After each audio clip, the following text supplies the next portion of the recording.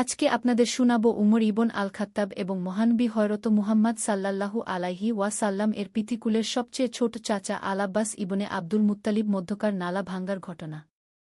একবার উমর ইবন আল খাত্তাব শাসক থাকাকালীন মসজিদে নববীতে আসলেন। বাহিরে বৃষ্টি হচ্ছিল। তখন তিনি দেখতে পেলেন এক ব্যক্তির বাড়ির নালা হয়ে মসজিদে নববীতে পানি পড়ছে। তিনি বললেন, বাড়ির নালা দিয়ে মসজিদে পানি পড়া উচিত নয়।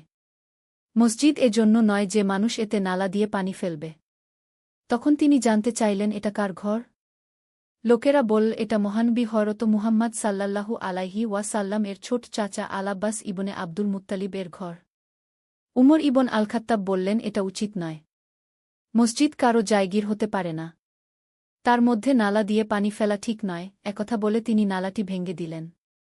কিছুক্ষণ পর আল আব্বাস ইবনে আব্দুল মুত্তালিব আগমন করে জানতে চাইলেন, আমিরুল মুমিনিন, এ নালাটি আপনি কেন ভেঙেছেন?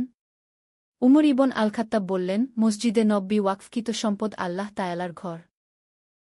এই নালা আপনার ব্যক্তিগত, মসজিদে এটা পড়ার প্রশ্নই উঠে না। মসজিদের জায়গায় এটা লাগানো জায়েজ ছিল না, সেজন্য আমি এটা ভেঙে দিয়েছি।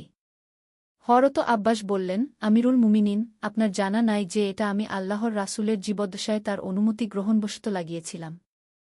হযরত মুহাম্মদ সাল্লাল্লাহু আলাইহি ওয়াসাল্লামের অনুমতিক্রমে লাগানো নালা আপনি ভেঙে ফেললেন। একথা শুনে উমর ইবন আল খাত্তাব হতভম্ব হয়ে গেলেন।